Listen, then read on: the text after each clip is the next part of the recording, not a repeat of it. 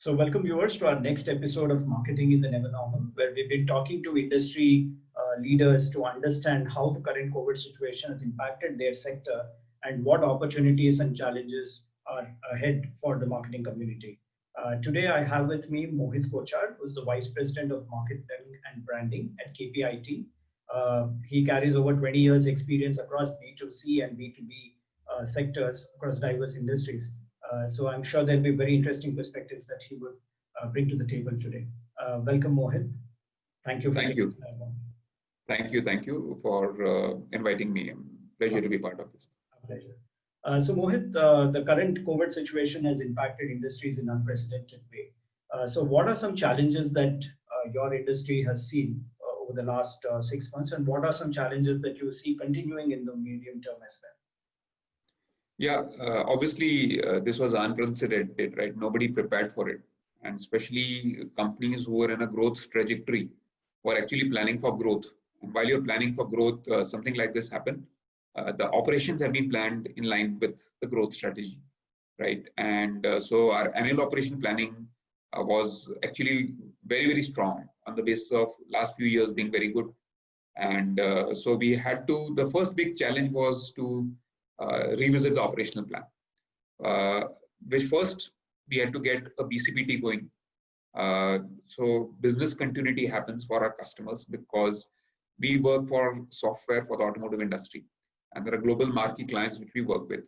Now we couldn't let them suffer on account of this. So first priority was ensuring that the client's work does not suffer. Second priority was our employees' safety, right? And then obviously you have to slowly look at revisiting, because you realize very quickly that it is going to be a little long term. So your operational plan is going to be hit. So suddenly you have to balance the ball and juggle all these three balls, right? So we had actually formed a central BCP committee to look at all of this, and which also folded into the executive board, which looked at a long term. Long term means beyond the 3 months, 6 months, 1 year for effect of this pandemic kind of. So we had to revisit all of this. I think not only us, but many of the companies in the tech space did a great job of, one, employee safety. Two, also ensuring that our commitments to clients was kept, right? We actually had no hitch in operations. In 2 weeks, we shifted as a company which was not used to working from home, because when I say engineering services or work we do in embedded software, it also involves use of a lot of hardware. You need to test hardware, software on those hardwares, which are available only in our offices. But we were able to move to nearly 95% of work from home in 2 weeks' time. So a lot of work initially went in ensuring that the operational readiness to handle the challenge to work from home was done. Excellent work from teams across at KPIT, and I know a lot of my peers in the industry have also done the same. So as an industry, we've been extremely resilient to do that. In fact, clients have been surprised because they weren't themselves prepared to do it at a global level as how we were able to deal with it effectively. So from our side, ensuring customer productivity from our side was not at all hindered. That was the first thing. And employee safety. Okay. Having said that, now a couple of quarters have also gone by, right, in that sense. And the results came in. So we were decent results last year. And obviously, some quarters got impacted because of, if you look at it, we are in the automotive industry. Our customers have been very badly hit in terms of sales for a few months. Now that trend seems to be reversing, where again the car sales seems to be picking up, but our end consumer was not buying cars. So obviously we had to be ensuring that we are in line with our customers' goals of what to do, right? So we made business plan changes, we made business model changes, way of working to ensure where our clients are also getting the support they require. For example, while current sales were a challenge, but they also need to ensure the R&D investments, which is important for future, were ensured well done, right? So we still had, you won't believe, large deals coming in during these times, because certain clients needed to ensure that, okay, maybe a 6 months, a year period will happen, but then again, we need to be back and doing best and revisiting some of their own goals. So we were well prepared. So in that sense, I think a tremendous learning from the industry. At KPIT, teams across But what also a big change happened was we always talked about collaboration between teams. Uh, and teams have been collaborating, but I haven't seen collaboration of this nature ever, where tech teams, business development teams, practice teams, marketing teams came together for common goals, whether it was, for example, as simple as internal communication to employees or customer communication, keeping them informed on a daily status or all of that. So I think a lot of learning has happened. And if we can learn from what we did, personally, I feel, for example, I must have increased my productivity by at least 30-40% last few months, right? While I work from home. And it's not just because of the tools and tech, but it has been effective usage of time, what to do when, right? So a lot of learning has happened and a lot of such things we brought in it as productivity. So while there has been impact, obviously, but there's a lot of learning. From a business point of view, we've been fairly okay. We've also focused on our customers and we focused on key customers. So that has happened, right? Okay. So I think situation has been handled well. So to your point, in fact, the industry, if I look at it, is actually looking at now how can we get growth happen much faster? Because there are opportunities also which are coming. Yes. Digital is playing a big role in some of the areas, right? Digital is again what the industry's been eyeing for some time, right? And we are able to help our customers better in some of these virtual things. I think that's accelerated also right now. A lot of the traditional industries weren't adopting digital. Now are forced to start thinking in that direction. Yes. So I think what everybody is very clearly done is revisit the strategy. And actually, some have said we will not change our strategy. So we've been automotive and we said we will not do any other industry. People would have said, like airlines, maybe automotive is also hit it. No, but we stuck to our strategy, changed few operational things because largely we felt the trends and for what we had gone into, our passion, work, all was good. So, and it seems at least okay right now, whatever is being. That's nice. So there, you said there are a lot of learnings which have happened. But if you were to look at some things that you had to unlearn during this time, and purely maybe even from a marketing standpoint, if you were to bring that up, what would a few of those aspects be? Oh, I think tremendous learnings, and I'll club it with non-COVID and COVID learnings. I think as it is for the marketing function, in my view, over the years, last few years have been a sea change for marketing as it is. And COVID accelerated that process. Again, for me, I think one, marketing has become boundaryless in nature. The first statement I would like to make. When I say boundaryless, see, people used to first look at it only as a communication function, or as a function that builds brands. It actually today is the function which is the growth enabler for the company. Where top line or bottom line can actually be impacted how great your marketing department is. Okay. Look at talent as a piece. It's not just assigned to or relegated to responsibility for HR or recruitment teams. If your marketing teams is playing a role in that, again, post COVID or during COVID or pre-COVID, because, okay, you've not hired before. When you are hiring more, how do you attract talent? During COVID, how do you communicate to your current talent? Right? So, and you can't, the creativity which comes from marketing teams, the content which they're able to package, the need has been never more than before, right? Look at from an investor point of view. I'm just saying stakeholders, rallying to ensure the messages to stakeholders are clear, strategy is still great, the data or insights which are required from the markets have to be presented. Now, all of these were tasks which came as to certain pockets of marketing teams or certain teams which were able to do. Right? Or certain CEOs who created such teams in their organization. But I think the rapid adoption of all of this is now accelerated by COVID because many companies turn to kind of their brand ambassadors or saviors. And frankly, you had in marketing a blend of skill sets of creativity, research orientation, market intelligence, ability to package, ability to look at where the growth will come from within the same customer, new customer, all of that. And this, I feel, so is kind of a learning, but also unlearning for many people. Because how do you make it now a everyday business to do this? Right? To me, the biggest unlearning is You can do a long-term plan. Mm. You can, but you can't decide and say, as per the company's growth, okay, this is my plan, but I will do only this in the year. You have to revisit it maybe quarterly or even monthly. For example, there was a time where for 2 months I had to focus on talent. And I had to get my whole skill sets of the team aligned to ensure that was happening. For 2 months, pipeline suddenly became so critical. You had to shift the same talent to get pipeline, right? Because the luxury of having X number or 10X number of people is never going to be there. Third, the unlearning is you can't do everything yourself. Correct. Team of collaborators, partners from the ecosystem is required, right? So balancing dynamic skill sets and getting partners to help you is an unlearn or a learning in a sense, that which we have to do and live by. And people who are able to manage that, I think, will succeed better. Yeah. That's interesting. That's interesting.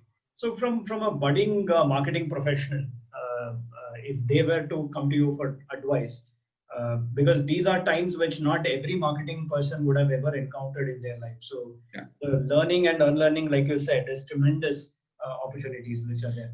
So if there was some advice that you had to give for budding marketing professionals in order to be future ready, if you were to call that, what would that advice be?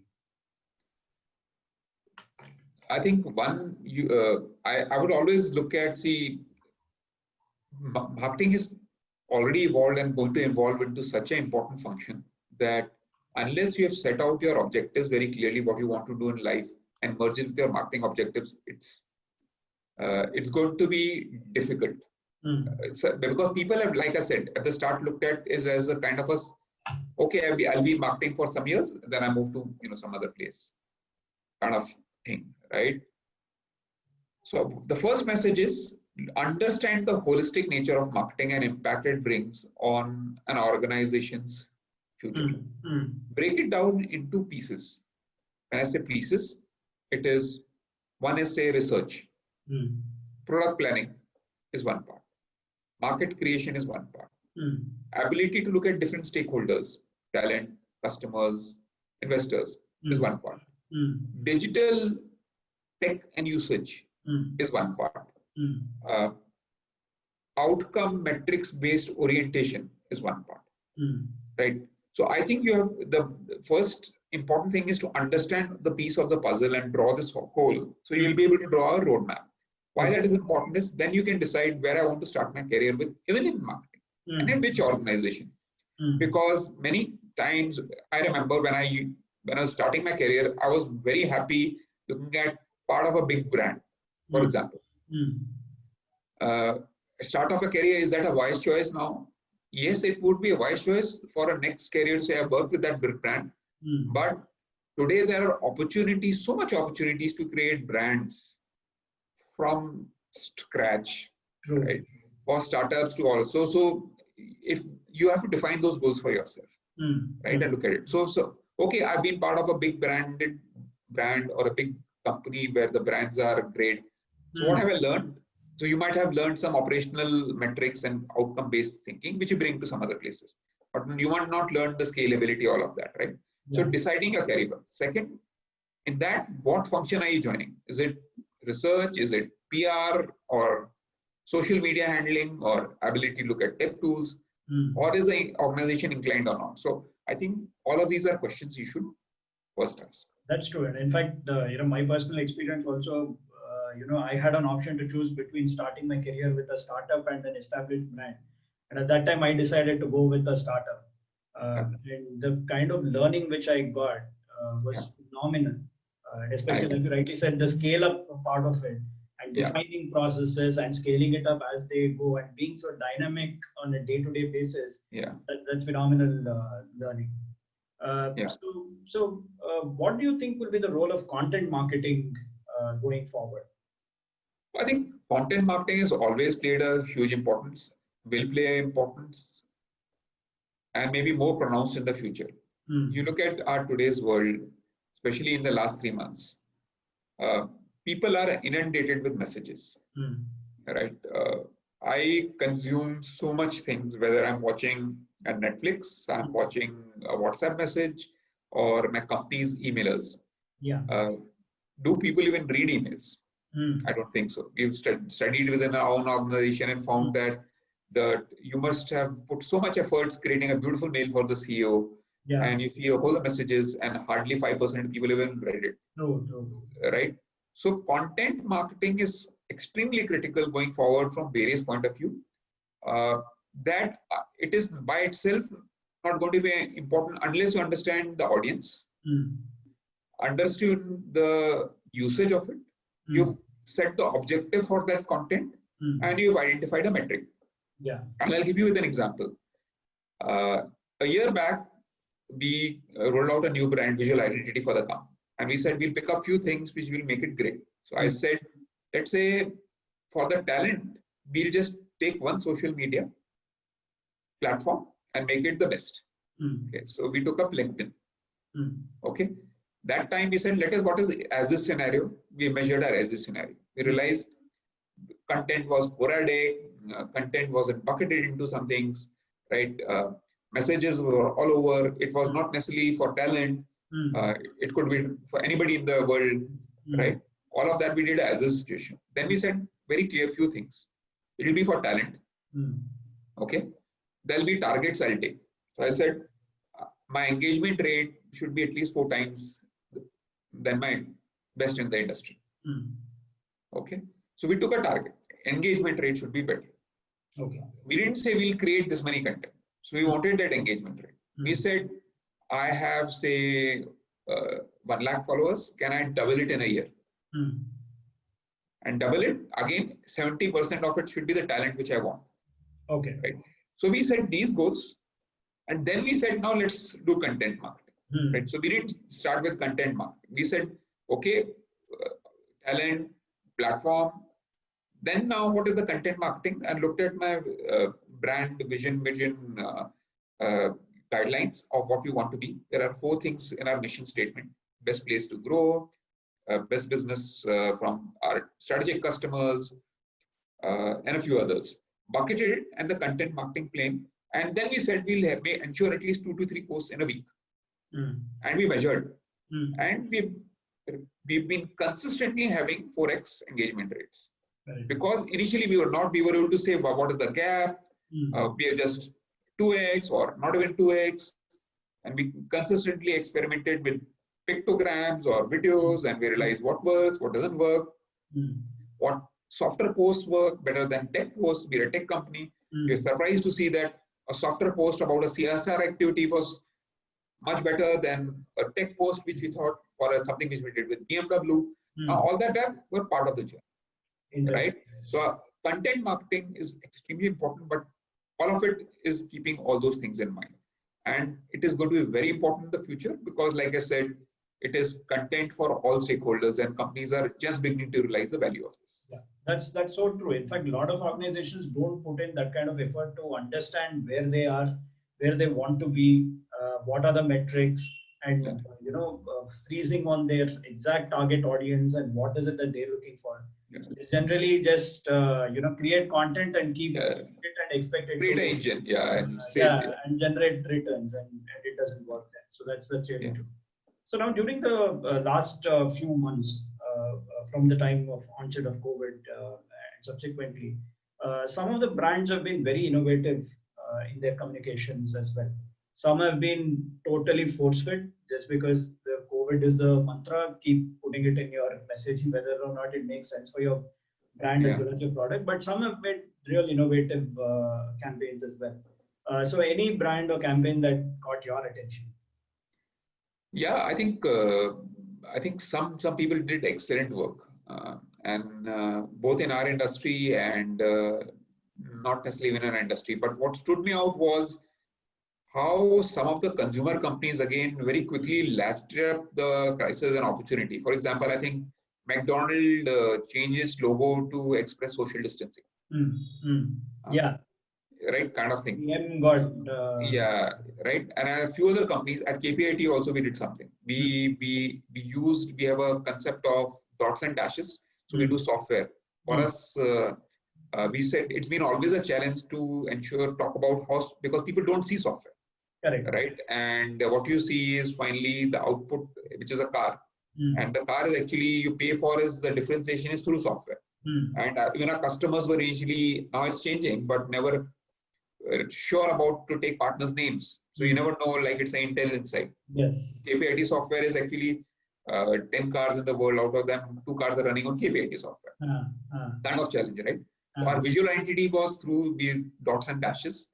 Those dots and dashes represented our passion for software, and we've been using them. So we use that effectively.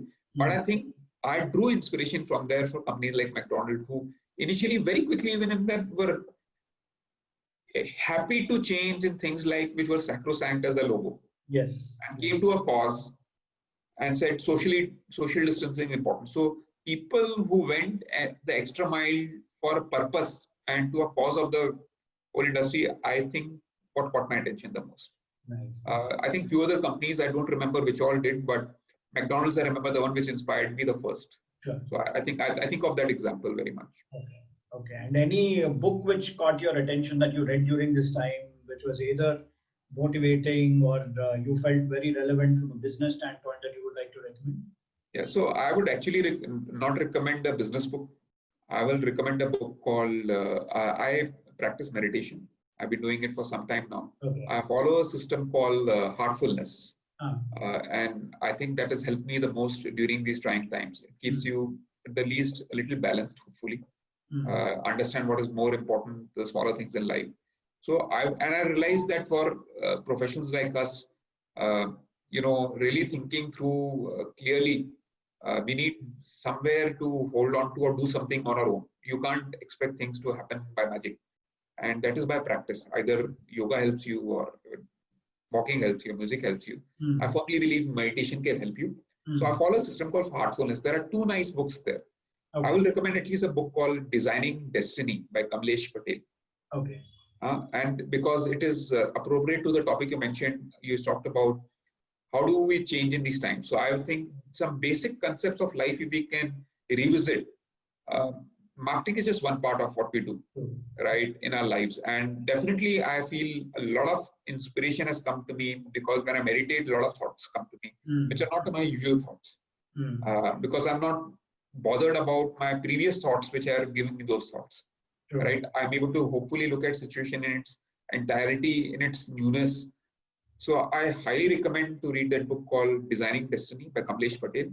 It's available on Amazon. Okay. And it's decently priced.